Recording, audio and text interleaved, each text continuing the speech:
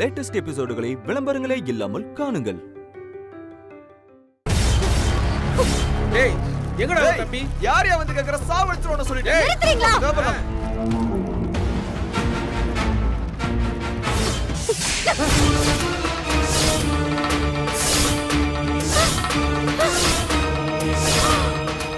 எங்கடா அவரு? எங்க அவரு? சொல்லு.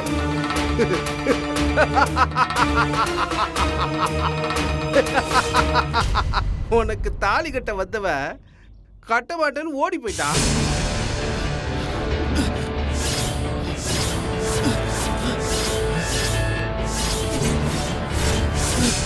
உமா உமா ஆடி தொடமா சார். உமா விடுங்க. உமா ஐயோ உமா ஐயோ என்னாச்சு? என்னாச்சு? என்ன சொன்னீங்க? நாங்க எல்லாரும் பிரியா பக்கம் சொன்னீங்களாடா? உன் தம்பி இப்ப யார் பக்கம் ஓடிக்காம ஓடி போயிட்டாடா. பொண்ணு பெத்தோட இவெல்லாம் ஒரு ஆளு, இதெல்லாம் ஒரு குடும்பம், இதுல ஒரு கல்யாணம் வேற. நீங்க ஒரு பெரிய மனுஷன் நீங்க வந்து நிக்கிறியடா. வெக்க கெட்டவிட. இன்ஸ்பெக்டர் வாங்க இன்ஸ்பெக்டர் போவோம். இங்க கல்யாணம் நடக்காது, ஆனா காது குத்து நடந்திருக்கு. என் மாப்பிள்ள இவங்க எல்லாருக்கும் காது குத்திட்டு எங்கேயோ ஓடி போயிட்டான். வாங்க போவோம். யோ பேசி போறான்.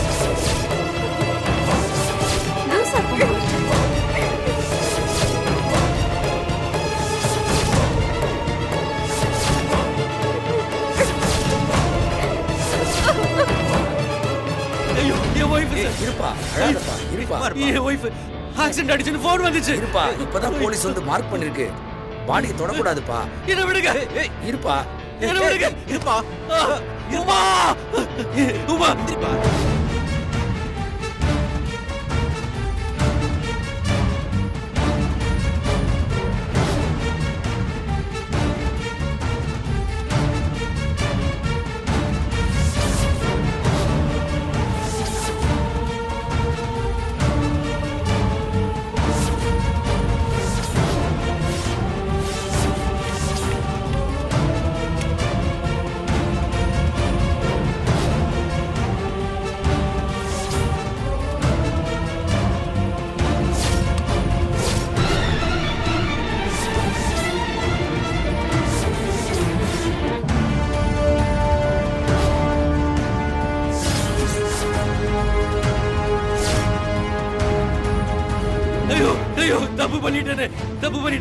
தப்பு பண்ணிட்டேனே. வயித்துல குழந்தையோட இருந்த உடனே எல்லாரும் வீட்டை விட்டு வெளியே போக சொன்ன போது அதை பார்த்துட்டு எதுவுமே சொல்லாம இருந்துட்டு ஏன் தப்புதான் உமா, ஏன் தப்புதான். நான் பண்ண தப்புக்கு எந்த பரிகாரமும் கிடையாது உமா. முக்கியமான நேரத்துல நான் உன் கூட இல்லாம போயிட்டேனே உமா. என் வாழ்க்கை ஏன் சந்தோஷம் நான் சுயநலமா இருந்துட்டேனே உமா. என்ன பண்ணிச்சிரு உமா, என்ன பண்ணிச்சிரு. நான் பண்ண பாவத்துக்கு உன்னையும் என் குழந்தையும் கடவுளை என்கிட்ட இருந்து பிரிச்சுட்டாரு உமா. இந்த மாதிரி ஒருத்தன் கூட வாழக்கூடாதுன்னு தான் நீ போயிட்டியா உமா. ஐயோ கடவுளே, நீ எனக்கு வேணும் உமா. நம்ம புள்ள எனக்கு வேணும் உமா, வேணும். விடுங்க விடுங்க விடுங்க விடுங்க. என் உமாவை என்ன பார்க்க விடுங்க. விடுங்க விடுங்க என்ன விடுங்க. என் பொண்டாட்டியா விடுங்கய்யா. உங்க கால வேணாலும் விடுறேன். விடுங்க விடுங்க என்ன பார்க்க விடுங்க.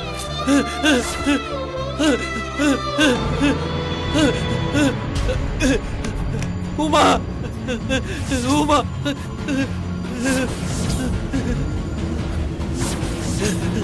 உமா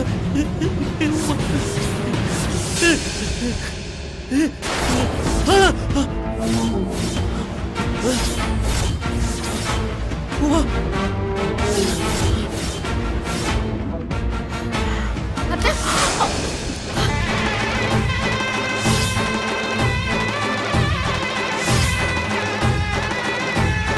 என்ன காரியம் பண்றீங்க?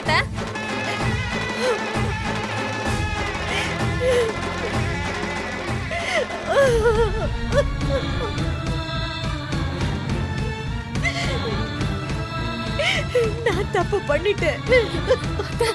ஒண்ணு இல்ல, நீங்க உட்காருங்க.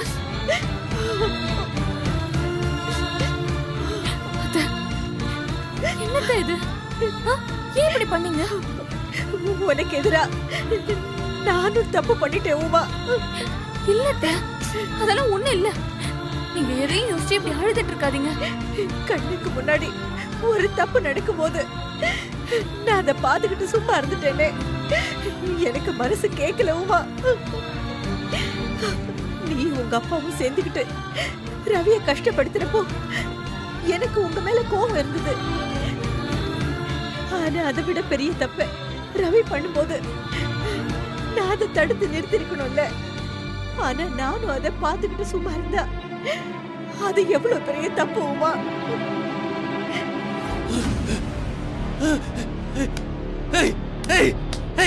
என்ன விளையாடுறீங்களா? என்ன பைத்தியக்கார மாதிரி அழ வச்சு வேடிக்கை பாக்குறீங்களா? எங்கடா பொண்டாட்டி? எங்கடா பொண்டாட்டி? எங்கடா பொண்டாட்டி? யாரா எனக்கு போன் பண்ணது? யாரா என் பொண்டாட்டிக்கு ஆக்சிடென்ட் போன் பண்ணது? யாரா? யாரா சொல்றோம் சொல்றோம். ரம்யா அப்படி பொம்மையை வச்சு யாரா அப்படி டிராமா பண்ணது? சொல்றோம். எவன்டா? எவன்டா? சொல்லு சொல்லு சொல்லு. சொல்றோம் சொல்றோம். அவனை கொன்னுடுவேன். சொல்லு. அங்க பாருப்பா.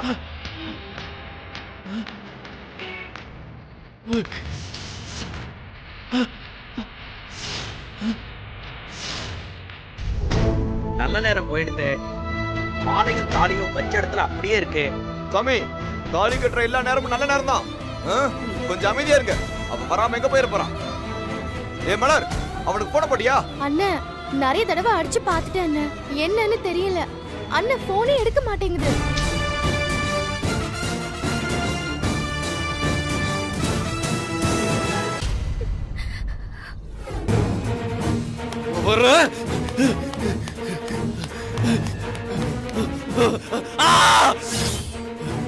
அப்பா, என்ன நடக்குதுங்க? எது? அப்பா, என்ன நடக்குதுன்னு கேக்குறேன். முகூர்த்த நேரத்துல நீங்க என்ன பண்ற? அப்பா, இதெல்லாம் என்னன்னு கேக்குறேன். இந்த கேள்வியை நீ கேட்க கூடாதுடா, நான் தான் கேட்கணும். அப்பா, என்னடா இதெல்லாம்? உன் பொண்டாட்டி வேண்டான்னு சொல்லி தானே அவளை தூக்கி போட்டுட்டு எவ்வளோ ஒருத்தி பின்னாடி போன. அவ கூட குழந்தை பெத்துக்கிற அளவுக்கு போயிட்ட. இப்ப தாலி கட்டுற நேரத்துல அவளை அங்க அம்போன்னு விட்டுட்டு அலறி அடிச்சுக்கிட்டு இங்க ஓடி வந்திருக்க. என்னடா இதெல்லாம்? நீ ஒரு புள்ள தச்சு பொண்ணுன்னு கூட பார்க்காம உன்னை இந்த வீட்டை விட்டு எல்லாரும் துரத்தும் போது எனக்காக பேசுறதுக்கு யாரும் இல்லையான்னு நீ கேட்டப்போ என் மனசு என்ன பாடுபட்டுச்சுன்னு எனக்கு தான் தெரியும். ஒரு மாமியாரா இல்ல, ஒரு சக மனுஷியா பார்த்தாலும் அந்த நேரத்துல நான் வாயை திறக்காம இருந்தது தப்புதான். அந்த நிலைமையில நீ எங்கதான் போவ? இருந்தாலும் என்னால உனக்காக ஒரு வார்த்தை கூட பேச முடியாம போச்சு. நீங்க சொல்லனா என்னத்த? அதான் மாமா என்ன கூப்பிட்டுக்கிட்டாரு. அந்த ஒரு சூழ்நிலையில உன் மாமா சரியா நடந்துகிட்டாரு. ஆனா நான் அந்த நேரத்துல என் கடமையில இருந்தும் பொறுப்புல இருந்தும் தவறிட்டேன் உமா. எனக்கு ஒரு அநியாயம் நடக்குதுன்னு உங்களுக்கு தெரிஞ்சிருக்கு. அதுக்காக உங்க உங்க உயிரை விடுற அளவுக்கு போயிருக்கீங்க. எனக்கு இதை விட வேற என்னத்த வேணும்? இப்ப கூட எனக்கு என் மேலதான் வருத்தமே இருக்கு. எப்படிப்பட்ட ஒரு மாமியார நான் எந்த அளவுக்கு கஷ்டப்படுத்தி இருக்கேன். உங்க பேச்ச மதிக்காம மரியாதை குறைவா நடத்தி இருக்கேன். உங்களுக்கு ஒரு கஷ்டம் வரும்போதெல்லாம் நான் தண்ணி நின்று வேடிக்கை தான் பார்த்திருக்கேன். வார்த்தையால நிறைய காயப்படுத்தி இருக்கேன். ஆனா இன்னைக்கு நீங்க எனக்காக உங்க உயிரை விட துணிஞ்சிருக்கீங்க. உங்க மேல எந்த தப்பும் இல்ல. நான் பண்ணது மட்டும்தான் தப்பு.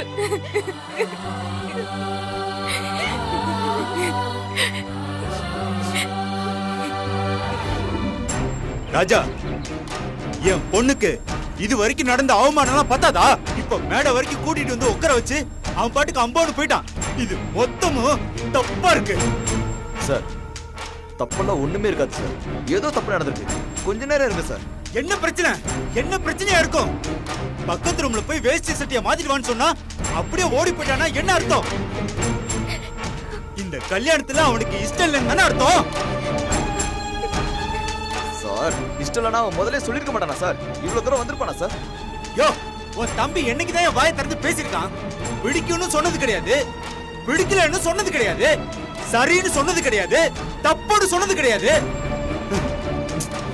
பிரியா, இவங்கெல்லாம் சரிப்பட்டு வரமாட்டாங்கம்மா. வாமா நம்ம போலாம். அடுத்து என்ன பண்ணலான்னு நம்ம அப்புறமா யோசிச்சுக்கலாம். வாமா, வா வா பிரியா. அடுத்தது என்னன்னு அப்புறமா யோசிச்சுக்கலாம். வாமா. சார் ஆனதாச்சு. இன்னொரு 10 நிமிஷம் பாருங்களேன். ஏதோ சம்திங் நடந்திருக்கு. கண்டிப்பா அவன் வந்துருவான். சொல்லாம கொள்ளாம அவன் ஓடி போற அளவுக்கு எந்த விஷயமே நடக்கலையே. எங்களுக்கே ஒண்ணும் புரியல. கொஞ்சம் வெயிட் பண்ணுங்களேன் ப்ளீஸ். என் பொண்ணு வாழ்க்கைய கொஞ்சம் கொஞ்சமா நாசம் பண்ணிட்டு இப்ப பொறுமையாரு சொன்னா எப்படி பொறுமையா இருக்க முடியும்? சார் பிரியா, இங்க இருந்து கிளம்பலாம். வாமா ப்ளீஸ், வாமா சார். வா போலாம். பிரியா, இப்படி பாதிரியை போறது சரியில்லைம்மா. கொஞ்ச நேரம் இருமா சார். ப்ளீஸ் சார், ஒரு 10 நிமிஷம் பொறுமையா இருக்கு சார். அவன் வந்துருவான்னு எனக்கு நம்பிக்கை இருக்கு சார். Please sir. சார் அவன் வந்ததுக்கு அப்புறம் என்னாச்சு ஏதாச்சுன்னு விசாரிப்பேன் சார்.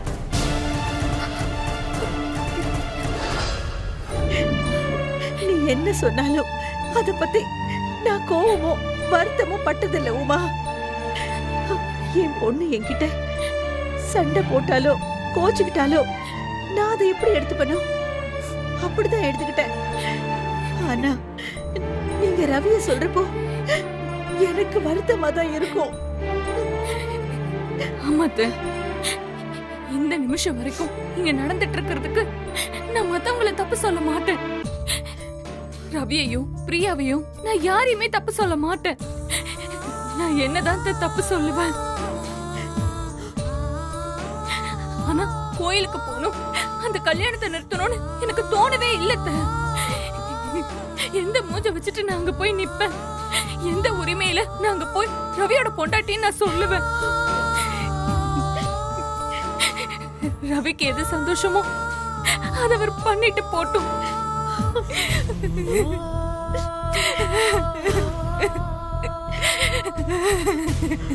அழாத உமா, அழாத உமா. ஐயோ கடவுளே.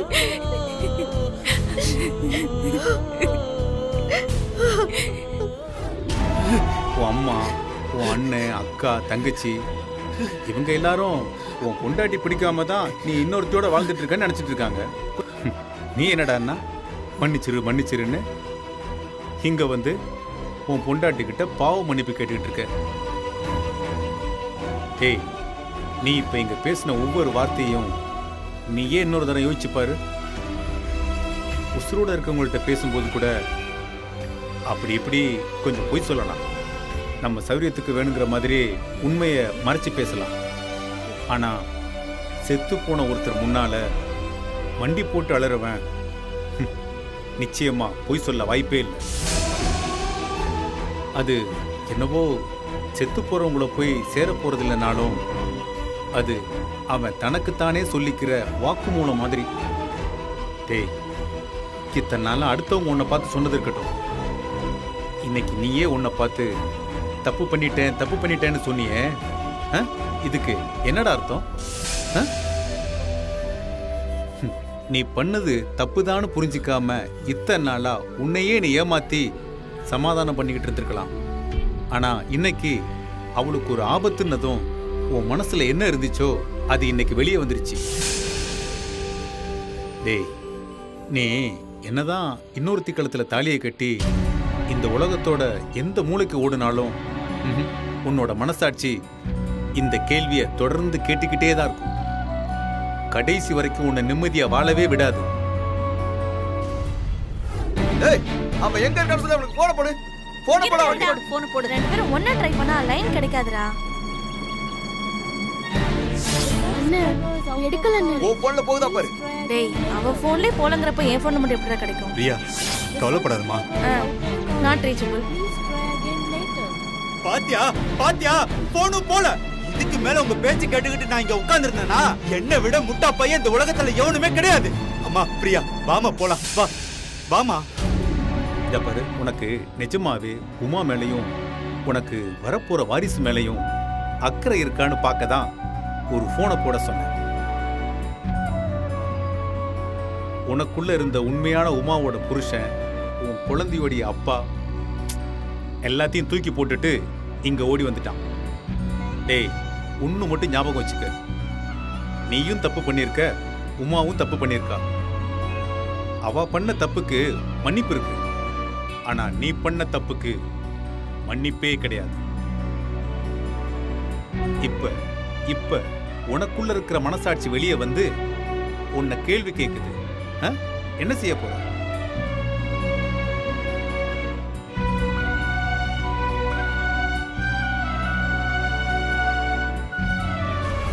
சார் சார் கொஞ்சம் பொறுமையா இருக்க சார்.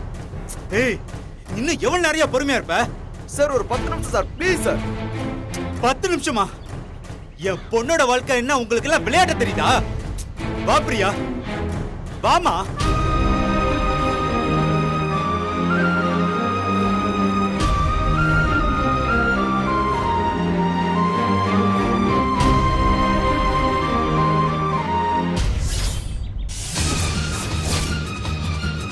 அண்ணன் வந்துருச்சு.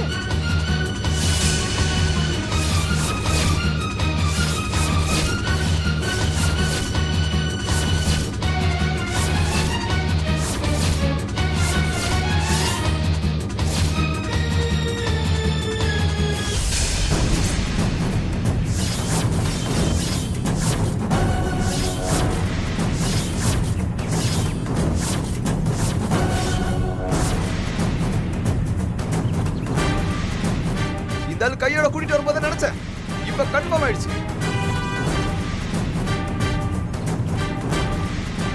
அண்ணே எங்கடா போன? டேய் எங்கடா போய் தொலைச்ச? வாய் திறந்து பேசடா. மன்னிக்கணும், எல்லாரும் என்ன மன்னிக்கணும்.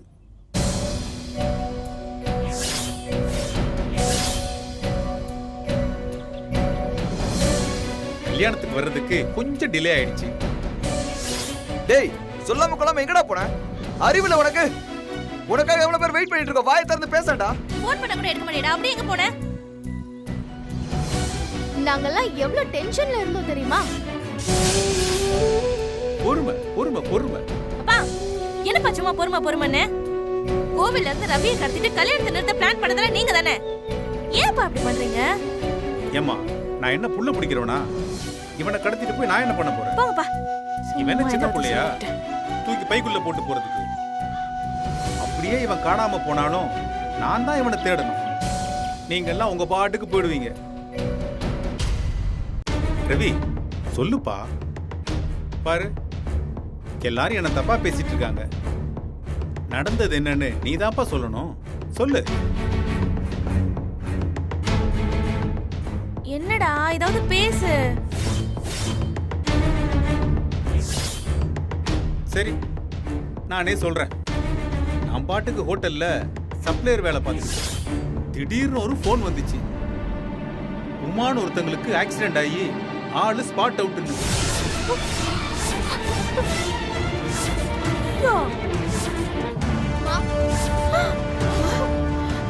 ஐயோ என்ன சொல்றீங்க? ஐயோ இல்ல இல்ல இல்ல போன் வந்துச்சு. நான் அதிரி அடிச்சு ஓடி போனேன். அதே போன் ரவிக்கும் வந்திருக்கு போல. 1000 தான் இருந்தாலும் அவனும் அவ கூட 4 வருஷம் குடும்பம் நடத்தியிருக்கான். அவளும் 4 மாசம் உண்டாயிருக்கா. என்னதான் இருந்தாலும் விட்ட குறை தொட்ட குறைன்னு ஒண்ணு இருக்கும் இல்லையா? அவ மனசுக்குள்ளேயும் அவளுக்குன்னு ஒரு இடம் இருக்கும் இல்லையா? அதான் நம்ம புது மாப்பிள்ள பதறி அடிச்சுக்கிட்டு முதல் பொண்டாட்டிய பார்க்க ஸ்பாட்டுக்கு ஓடி வந்திருக்கான். நாங்க 2 பேரும் ஓடி போய் பார்த்தா அது உமா இல்ல, பாவம் வேற யாரோ சுமானு ஒரு பொண்ணா. அத பார்த்த எவனோ ஒருத்தன் ரவிக்கும் எனக்கும் போன் பண்ணி சொல்லியிருக்கான். நேர்ல போய் பார்த்ததுக்கு அப்புறம் தான் எங்களுக்கு விஷயமே தெரிஞ்சது. அப்பதான் கேட்டேன், ஏண்டா ரவி தாலி கட்ட வேண்டிய நீ இப்படி தார் ரோட்ல வந்து நின்னுட்டு இருக்கேன்னு வாயை திறக்கலையே. தோ இப்ப நிக்கிறான் பாரு, இதே மாதிரிதான் வாயை துறக்காம அங்கேயே நின்னுகிட்டு இருந்தான்.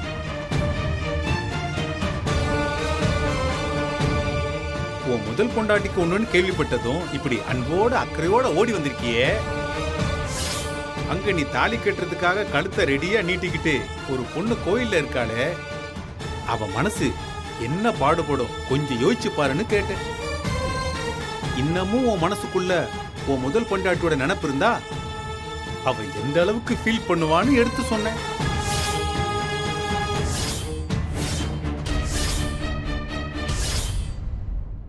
வழக்கம் போல வாயை மூடிட்டே நின்னான்.